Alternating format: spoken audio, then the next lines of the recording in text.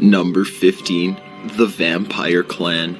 16-year-old Rod Farrell was obsessed with dark subjects, specifically vampires.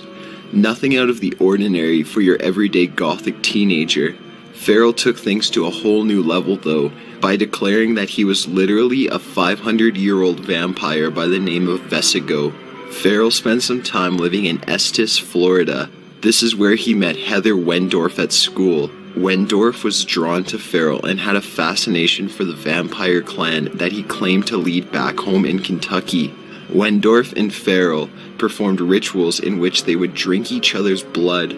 After Farrell moved back to Kentucky, Wendorf told him that she was miserable at home, to which Farrell came up with a plan to get Wendorf away from her so-called miserable home life. On November 25th, 1996, Farrell and his vampire clan, which consisted of Scott Anderson and 2 teenage girls, drove to Wendorf's home in Florida. The 2 girls took Wendorf to see her at the time boyfriend to say goodbye. During that time, Farrell and Anderson walked into the house with a crowbar and beat Wendorf's father, 49-year-old Richard, to death as he lay asleep on the couch. The 2 claimed that they had no plan to hurt Wendorf's mother, 54-year-old Ruth. However, she threw hot coffee onto Farrell, which angered him and caused him to beat the unarmed woman to death. He then proceeded to carve his symbol, a V, into Richard's body before stealing his car to meet up with the girls. Heather's sister found the bodies when she returned home from work that night. The vampire clan drove to New Orleans after the vicious murders, but they quickly ran out of money. When one of the girls called her mother to ask for cash, the police quickly tracked down the clan. Everyone involved confessed to the crimes, aside from Wendorf. Farrell was given a death sentence, making him the youngest person on death row at the time, but his sentence was later reduced to life in prison. Heather Wendorf was acquitted of involvement in the crimes after a grand jury found she did not know what Farrell intended to do. Number 14. Black Jesus. Stephen Terry began studying to be a Lutheran minister before eventually abandoning that calling. However, it's unclear whether he chose to leave the school or if he was kicked out. He traveled deep into the mountains of New Guinea, where he started his own religion and began referring to himself as Black Jesus. The cult managed to grow to a massive 6,000 members, despite the controversial use of what were referred to as flower girls, but were actually specially chosen young girls who served as types of sex slaves to Terry and other cult leaders. Terry claimed to have about 430 of them at one time. In October 2006, Terry and other leading members of his cult were involved in a ceremony. 13-year-old Rita Herman, whose mother had offered her to the cult for use, became the star of the ceremony. Terry raped Rita before stabbing her to death. Terry and Rita's mother also allegedly ate Rita's flesh and drank her blood. A year later, in October 2007, a set of villagers decided that they had enough of the cult's strange ways. They attacked Terry, beat him, and carried him out into the jungle, tied to a log, before handing him to the police. Terry was convicted of 4 counts of rape, but was never charged with murder. However, on March 21st, 2013, Terry and roughly 49 other inmates escaped from the prison they were in. 5 months later of the same year, in August, Terry was hiding in a small village named Gal. There he apparently murdered a 5-year-old girl and attempted to kill another teenage girl. This time, the villagers had a different plan to finally rid themselves of Terry. On August 29th, they attacked Terry and a 15-year-old follower of his. They hacked and slashed at him, castrated him, and then buried him in a pit in the jungle. Number 13. Carney Cult. William Anthony Alt was working with a U.S. traveling carnival in 1991. He came to find that his co-workers, Jimmy Pennick, Mark Goodwin, and brothers Keith and David Lawrence, were involved in a satanic cult, and he immediately wanted in. The cult, however, rejected him, and Alt turned to blackmail. He knew about the murder of an 18-year-old boy in Georgia that was committed by Pennick and Keith Lawrence earlier that year. Alt swore that he was going to report the murder to the police if they did not let him in the cult. However, the members had a different plan for Alt. On September 25th, 1991, after the carnival closed for the night, the 5 men were driven to a secluded area, and Alt was asked to lie on a makeshift altar. The 4 cult members tied and gagged him. Keith Lawrence spoke a prayer to Satan. Then Panic picked up a knife and cut Alt from his neck to his stomach. The men then took turns cutting his stomach, abdomen, chest to make an inverted cross. Panic then asked Alt if he was ready to die. He slit his throat without answer. They then cut off Alt's head and hands, burned him, and threw the remainder of his body in an open field. They took what money Alt had on him and went to a local Arby's. Mark Goodwin's father called in a tip to the police, and the cult was arrested shortly after. Panic was given a 60-year sentence, Keith Lawrence was given 20 years, and David Lawrence and Goodwin were both given 8 years. When asked about their satanic connections, Keith Lawrence said that Satanism was like a drug. You get high, and once you're over it, you got to inject even more than the first time. Number 12. The Ripper Crew. There was a string of rapes and murders in the city of Chicago that sparked in May 1981. It began with the disappearance of 28-year-old Linda Sutton. 10 days after she went missing, she was found raped and stabbed to death. Her left breast had been cut off. All 18 victims that followed her had their left breast removed.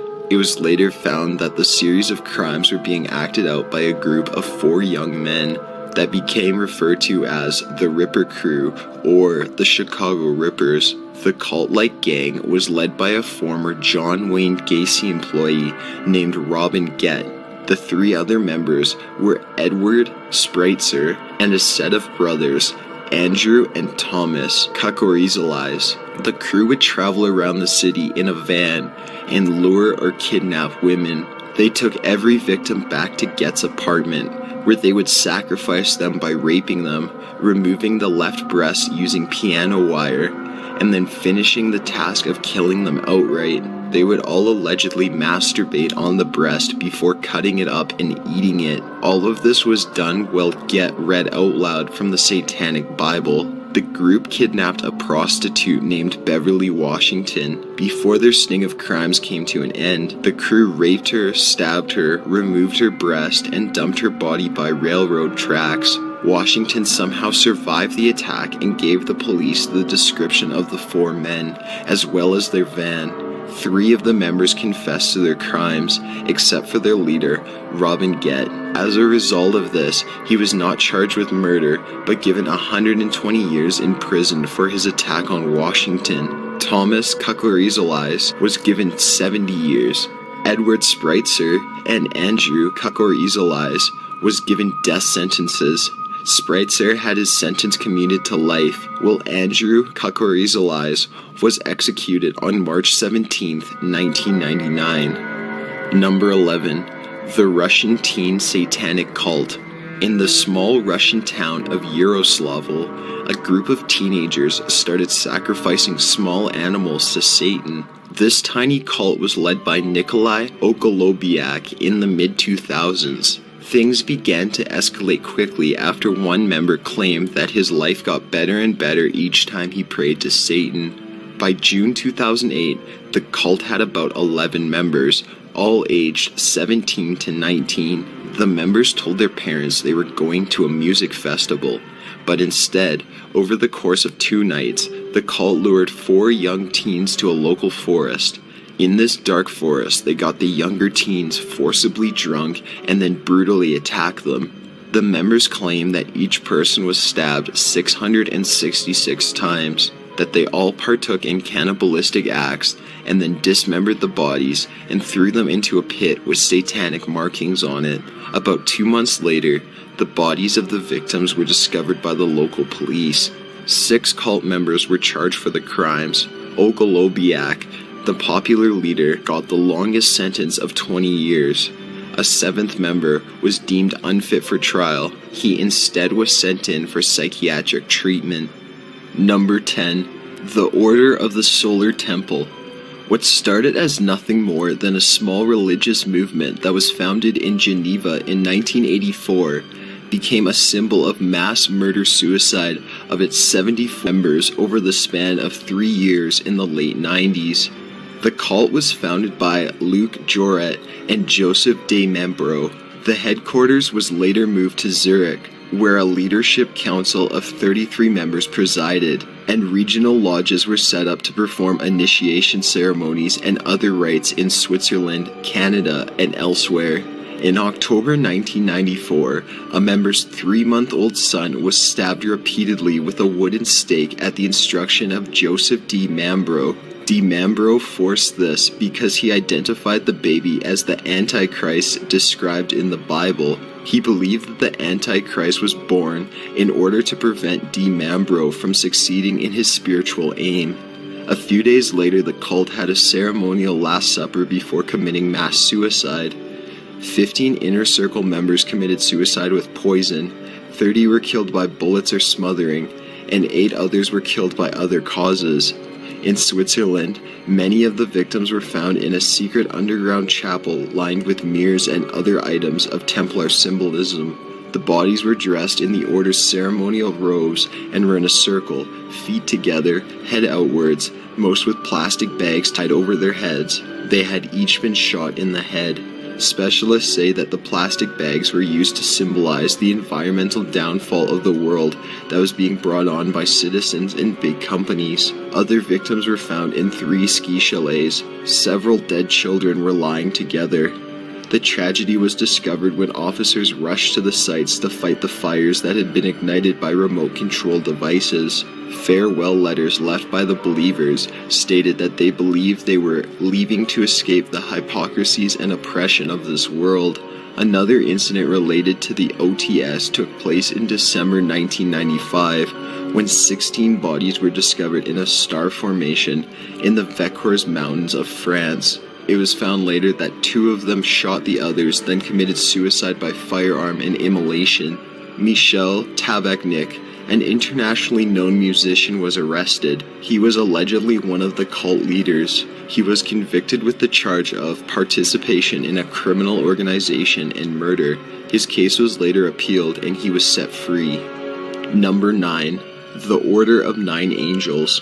Sometimes referred to as ONA or O9A, this cult represents Satanism to an extreme level.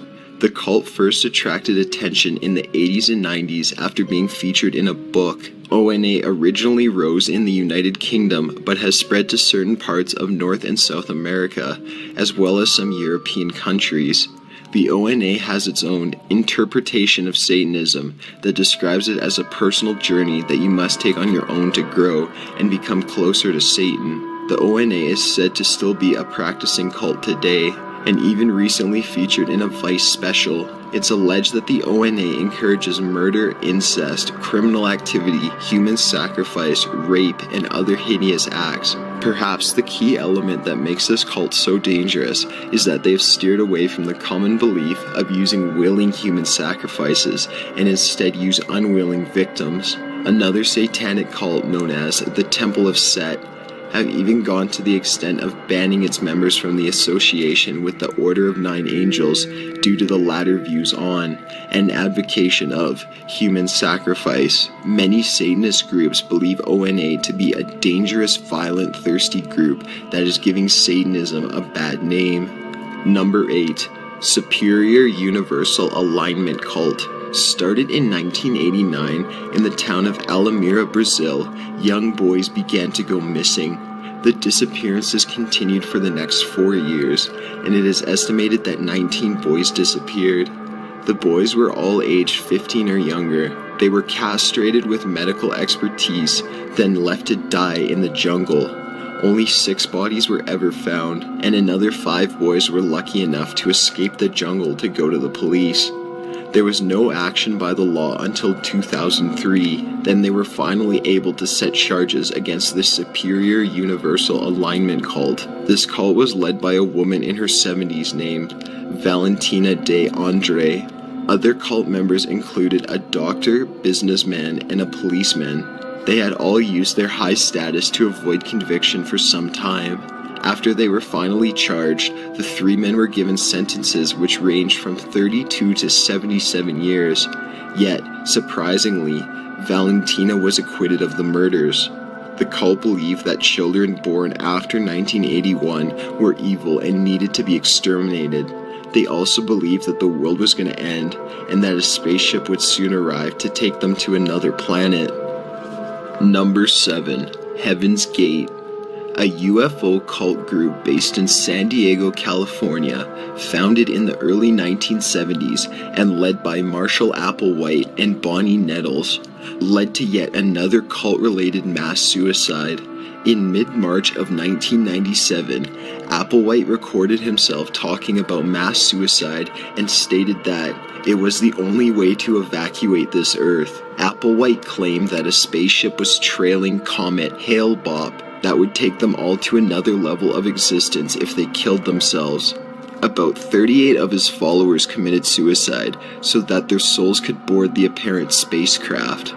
This and other UFO-related beliefs held by the group had led to some observers to characterize the group as a type of UFO religion. In October 1996, before their deaths, the group purchased alien abduction insurance to cover up to 50 members at the cost of $10,000. The 38 members plus Applewhite had been living in a rented building located in a gated community of upscale homes in the San Diego area.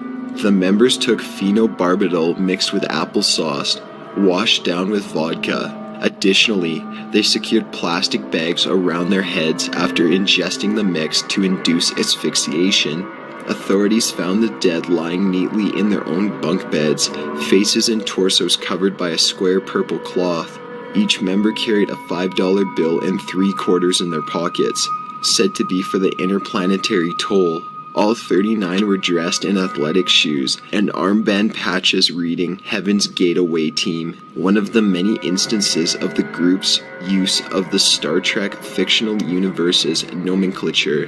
The adherents between the ages of 26 and 72 are believed to have died in 3 groups over 3 successive days, with remaining participants cleaning up after each group's prior death. 15 members died on March 24th, 15 more on March 25th, and 9 on March 26th. Leader Applewhite was the third to last member to die. 2 women remained after him and were the only ones found without bags over their heads. Among the dead was Thomas Nichols, brother of the actress Nichelle Nichols, who is best known for her role as Yura in the original Star Trek television series. Only one of the group's members, Rio de Angelo, Richard Ford, did not kill himself. He videotaped the mansion in Rancho Santa Fe. The tape was not shown to the police until 2002, 5 years after the event. However, the tapes of Applewhite are accessible on YouTube.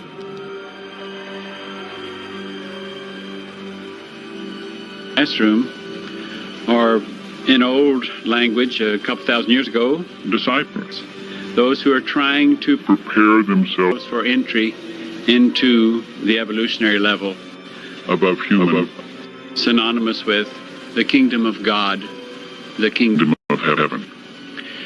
We're going to talk to you about The most urgent thing that is on our mind. Number 6. The Santa Muerte Cult. In Mexican culture, Santa Muerte, or Saint of Death, is the personification of death and helps people on their journey into the afterlife. She is often depicted as a skeleton in a vibrant gown and is used to remind people of their mortality and of loved ones that they have lost. Those that worship her bring offerings of candy, beads, incense, and other goodies to her statue. However, there was one small cult in Sonora province that took things above and beyond as far as offerings go. In July 2010, a 10-year-old boy named Martin Rios disappeared. Shortly thereafter, 10-year-old Jesus Martinez also went missing. Both boys were known for often visiting Jesus's grandmother's house. The police had already suspected Sylvia Mires because of the parade of people visiting her home. They thought she may have been running a whorehouse. When a 55-year-old woman disappeared, the police finally searched the property. It was not long into the search before the police discovered the bodies of the 2 missing boys on under the floorboards and one buried in the backyard. The missing 55-year-old woman was also found at a different location. However, all 3 had been murdered by a Santa Muerte cult led by the 44-year-old Sylvia. The cult consisted of 8 members, and they were all relatives of Sylvia. They were all arrested and charged for the murders. The victims' wrists and throats were slashed on an altar at night around candles. Their blood was drained and collected in bowls before being poured around the altar in a sacrifice to Saint Death. Number 5. The Manson Family. This mid-sized cult that arose in the California desert in the late 1960s. Charles Manson, the infamous leader of the Manson family cult, believed in a race war that he referred to as Helter Skelter, taken from the popular Beatles song. Manson believed that the numerous murders he and his followers committed would help precipitate that war. Though there were many small-scale crimes committed by the Manson family, there are 4 crimes that have been highlighted in their background. The Crow shooting. In June 1969, Manson was telling the family they might have to show the black community how to be the ones that initiate Helter Skelter, as this was the supposed plan. Manson gave the task to a member of the family by the name of Charles Watson. Watson defrauded a drug dealer named Bernard Crow. Crow responded by threatening to wipe out the Manson family. Manson countered on July 1st, 1969 by shooting Crow at his Hollywood apartment. Hinman murder. In July 1969, Manson sent 3 of the family members to an acquaintance, Gary Hinman's house, in an attempt to receive money from him that Manson believed he inherited. The 3 members held Hinman hostage for 2 days. During this time, Manson showed up with a sword to slash his ear. After that, a member stabbed Hinman to death, allegedly on Manson's instruction. Before leaving the Topagana Canyon residence, one of the members used Hinman's blood to write "Political Piggy" on the wall and to draw a panther paw, a Black Panther symbol.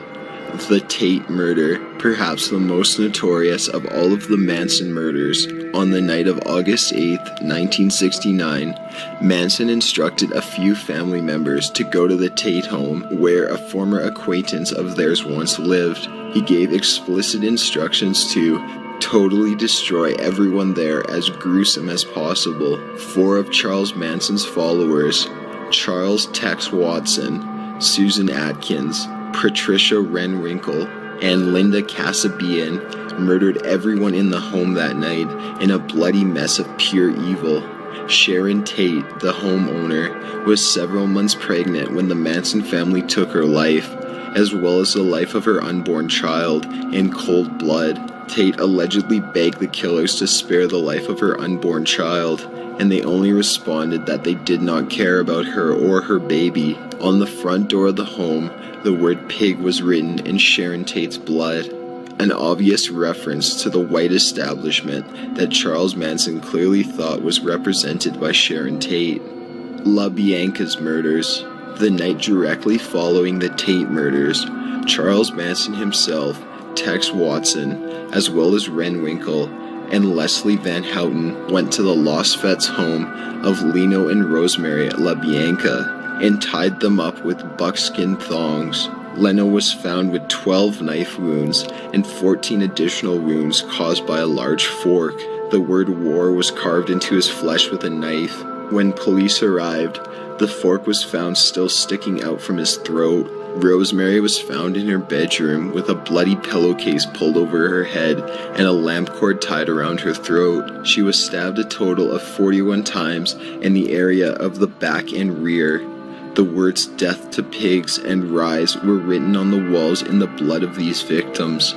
Charles Manson was finally arrested on October 12, 1969 at the Barker Ranch, the second of the Manson family ranches. The state of California ironically abolished the death penalty just before the Manson trials began, and therefore Charles Manson and the 4 family members were spared such a penalty. The murderers are still rotting in jail to this day, with Manson spending his time at the Corcoran State Prison just north of Los Angeles. Number 4. The Fall Rivers Cult. This cult operated in Massachusetts in the late 70s and was led by 25-year-old Carl Drew. Drew was a pimp who used Satanism to terrify the prostitutes who worked for him. He claimed to be the son of Satan himself. This cult may have had up to 10 members, all of them associated with the Fall River sex trade. Between 1979 and 1980, the group held numerous ceremonies deep in the local woods. During these seances, it has been reported that Drew would speak in a different voice and a different language, in an almost inhuman way. These rituals started with nothing more than sex and drugs.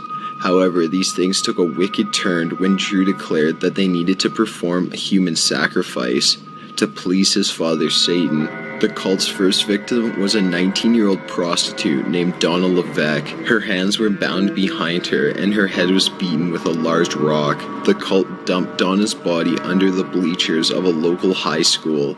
She was found on October 13, 1979. The second murder that was linked to the cult was that of Barbara Reupload. Although there is no accurate date for the crime, her body was found in November 1979. She was found on a pile of stones that resembled a makeshift altar. Her hands were bound and her skull had been crushed. 22-year-old Karen Marsden was the cult's third victim. Killed in February of 1980, Marsden had been there the night of Levesque's murder and had been scared into going to the police. After that, her head was beaten in with a rock, and Drew broke her neck with his bare hands. A devoted cult member, Robin Murphy, reported that Drew handed her a knife and forced her to slit Marsden's throat. Drew then cut an X into Marsden's chest and used her blood to mark an X on Murphy's forehead. After this ordeal, Drew began kicking and pulling at Marsden's head until it came off of her body. After Marsden's death, the cult was arrested. 2 members, including Carl Drew, were given life sentences. Robin Murphy testified against the rest of the cult members and was given a lighter sentence. The judge also allowed her to apply for parole after 20 years. In 2004, Murphy was released, but was caught violating her parole and sent back to prison a year later.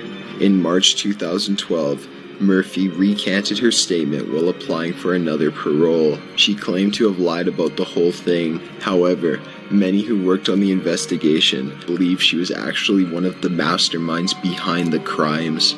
Number 3. Jeffrey Lundgren Farm Cult.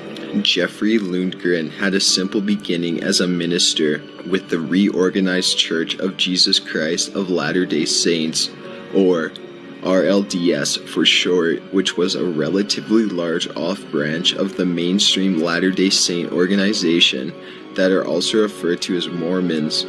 Lundgren became a lay minister with the church in 1984 and quickly attracted followers. However, he soon began to worry the leaders of the church with his strange actions and habits. Lundgren claimed to have discovered a better way to interpret the scripture, and his radical views forced the officials to remove him from the church. After the tragic blow of losing his spot in the church, Lundgren moved his wife and their 4 kids onto a farm he rented in Ohio. He began a cult that featured about 20 people, and Lundgren was the ruler of all of them. His followers were forced to give their paychecks and participate in mandatory weapons training for some unknown reason. To keep his power strong, Lundgren listened in on phone calls and would not allow cult members to talk to one another. Lundgren soon took things to a new level and told the women of the cult they would reach salvation through sexual acts. He convinced them to dance naked for hours while he masturbated. The Avery family, Dennis and Cheryl, had been strongly opposed to the RLDS's 1984 decision to allow women to become ministers. Lundgren's ways intrigued them so much that they quit their jobs, sold their home, and moved to Ohio. The Averys were not in there very long, however, before they realized they were unhappy and they planned to leave the cult. Lundgren had an idea that was going to happen and immediately took Dennis Avery into town, where he forced him to buy 2 handguns and a carbine. The next day he had the Averys visit the farm for dinner.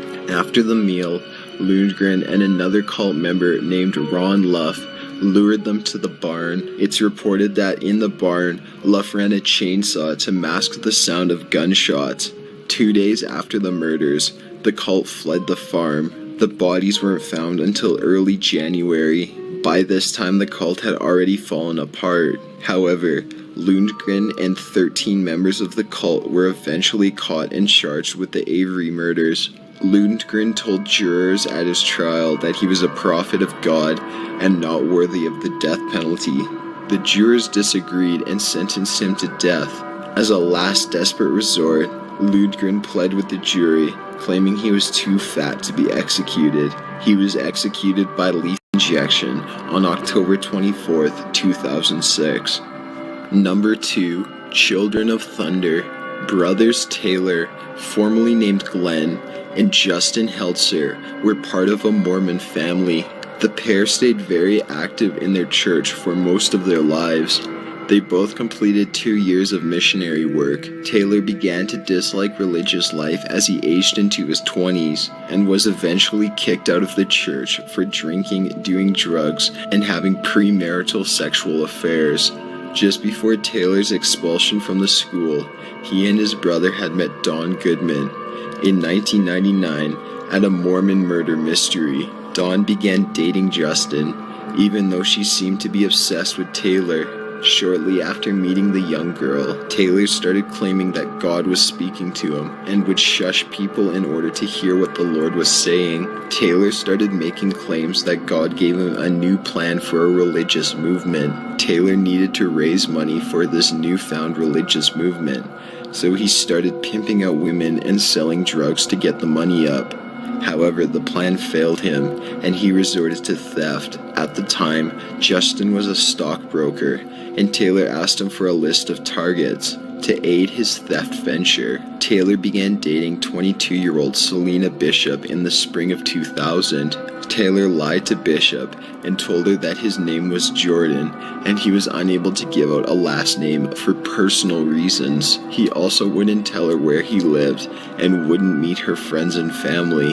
The only person to see him with Selena was her mother, who saw them together twice. In July of 2000, the now named Children of Thunder went to the home of an 85-year-old man named Ivan Steinman and his wife Annette. The couple had been married for 55 years and had been clients of Justin's. The cult forced the Steinmans to drink Rufinol before taking them to the brothers' house and making them write out 2 checks, totaling out to $100,000. Don Goodman went to the bank in a horrible disguise of a wheelchair and a giant cowboy hat and attempted to deposit the money into an account Taylor had created. The bank was very suspicious though, and Don left with no money, no checks.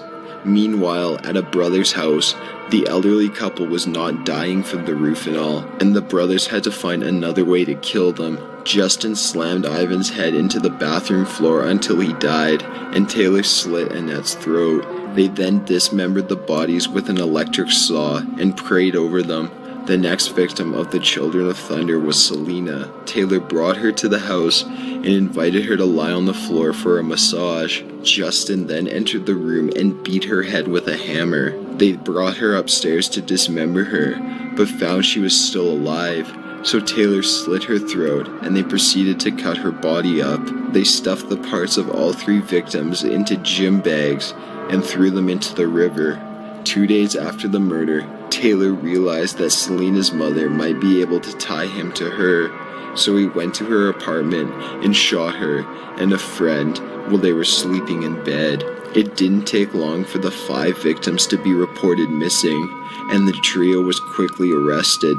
Goodman testified against the evil brothers, and Justin was given a life in prison without parole. Taylor was given the death penalty. In 2010, Taylor attempted suicide with pens and pencils by shoving them into his eye sockets. He only ended up blinding himself. 3 years later, Taylor was more successful when he hung himself with his bed sheets. Number 1. The People's Temple. Often shortened to just the People's Temple. This cult began in 1955 by founder Jim Jones, and by the 70s the cult had a following that included over a dozen locations in California, including its headquarters in San Francisco. Jones was an ordained Christian pastor who had professed atheism. In 1974, Jones convinced most of his followers to move to Guinea in South America. The community created on this property was called the People's Temple Agricultural Project, or informally, Jonestown. It had as few as 50 residents in early 1977. However, Jonestown grew to have about 900 members by 1978. Jones promised those that moved there they would be in complete paradise and away from the wickedness of the outside world. On November 17, 1978, Leo Ryan, a congressman from the San Francisco area, was investigating claims of abuse within the People's Temple, visited Jonestown. During this visit, many cult members expressed that they wanted to leave but feared the consequences. The congressman agreed to help a few people flee the cult town. They headed for the airport, but they were intercepted by temple security guards who opened fire on the group, killing Congressman Ryan, 3 journalists, and one of the temple defectors. As Jones feared this would lead to a loss of followers, or a possible consequence from the law, he ordered his congregation to drink a concoction of cyanide-laced grape-flavored Kool-Aid. This mass suicide totaled in 918 deaths, 276 of which were children. Take our life from us. We laid it down. We got tired. We didn't commit suicide. We committed an act of revolutionary suicide protesting the conditions of an inhumane world. Got an idea for a top 15 list? Submit it at top15s.net/submit. Be sure to subscribe for future videos. Thanks for watching.